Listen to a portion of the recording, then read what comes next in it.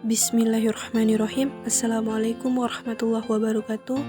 Sebelum masuk ke pembahasan, jangan lupa buat teman-teman untuk like, komen, dan subscribe. Kalau boleh bisa di-share. Semoga apa yang saya sampaikan bermanfaat buat teman-teman semua.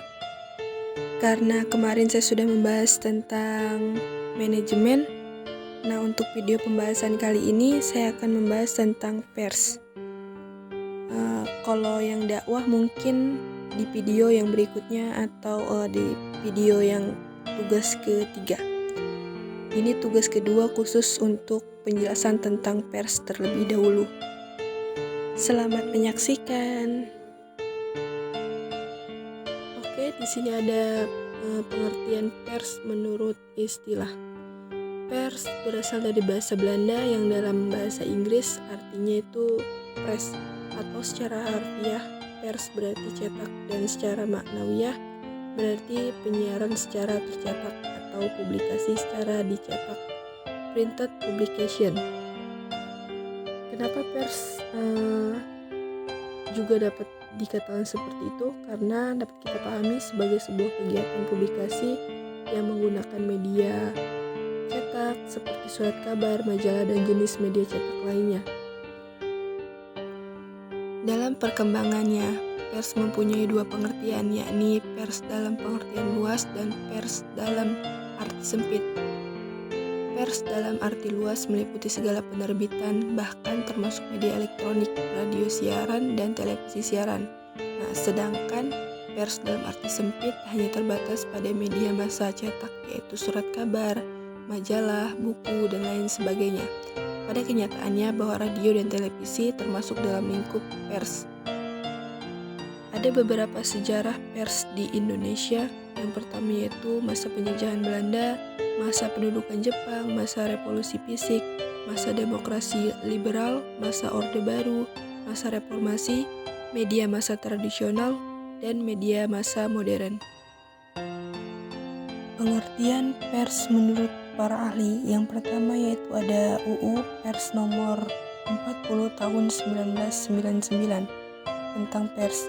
Nah, di sini disebutkan bahwa pengertian pers adalah lembaga sosial serta wahana komunikasi massa yang melakukan kegiatan jurnalistik yang meliputi seperti mencari, memperoleh, memiliki, menyimpan, mengolah, serta menyampaikan informasi.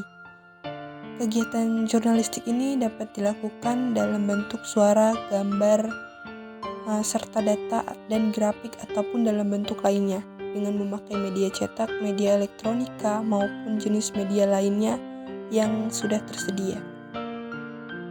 Next, yang berikutnya yaitu menurut Kustadi Suhandang, pengertian pers adalah seni atau keterampilan mencari, mengumpulkan, mengolah, menyusun, dan menyajikan berita tentang peristiwa yang terjadi sehari-hari secara indah dalam rangka memenuhi segala kebutuhan hati nurani manusia. Yang ketiga yaitu menurut Kamus Besar Bahasa Indonesia, pengertian pers adalah usaha percetakan dan penerbitan, usaha pengumpulan dan penyiaran berita melalui surat kabar, majalah, dan radio. Radio itu ya orang yang bergerak dalam penyiaran berita seperti surat kabar, majalah, radio, televisi, atau film. Yang berikutnya itu ada menurut Raden Mas Djokomono, pengertian pers adalah yang membentuk pendapat umum melalui tulisan dalam surat kabar. Nah, pendapatnya ini yang mampu membakar semangat para pejuang dalam memperjuangkan hak-hak bangsa Indonesia masa penjajahan Belanda. Berdasarkan aspek kegiatannya, pers bersifat lebih luas dari jurnalistik, humas, atau reporter. Namun, masyarakat memahami pers sebagai salah satu media massa, yaitu usaha percetakan atau penerbitan atau bentuk usaha pengumpulan dan penyiaran berita. Sebenarnya masih banyak pendapat para ahli atau tokoh, namun saya cuma menjelaskan sedikit saja. Fungsi-fungsi pers. Yang pertama yaitu fungsi pers sebagai media informasi. Salah satu fungsi pers yang paling penting ialah sebagai media informasi. Masyarakat memiliki hak untuk mengetahui informasi mengenai berbagai hal, seperti informasi ekonomi, politik, hobi, dan berbagai bidang lainnya. Oleh karena itu, pers memiliki kewajiban untuk memberikan informasi yang akurat dan berimbang. Di Di samping itu juga, pers memiliki tanggung jawab dalam menyebarkan beragam informasi untuk mendukung kemajuan masyarakat. Oleh karena itu, pers juga berperan penting dalam proses pembangunan yang tengah dilakukan setiap warga negara Indonesia itu sendiri. Kita masuk ke nomor 2, fungsi pers sebagai media pendidikan. Dalam perkembangannya, pers juga turut andil dalam memajukan pendidikan di Indonesia. Sebagai media pendidikan, pers berperan penting dalam pengembangan wawasan dan ilmu pengetahuan hidup manusia. Informasi yang telah disebarluaskan melalui media tentunya berfungsi untuk mendidik, mencerdaskan, dan dapat mendorong seseorang untuk membuat kebaikan. Nomor 3 yaitu fungsi pers sebagai media hiburan. Menurut Undang-Undang Nomor 40 Tahun 1999 Pasal 3 Ayat 1 dikatakan bahwa salah satu fungsi pers adalah sebagai media hiburan.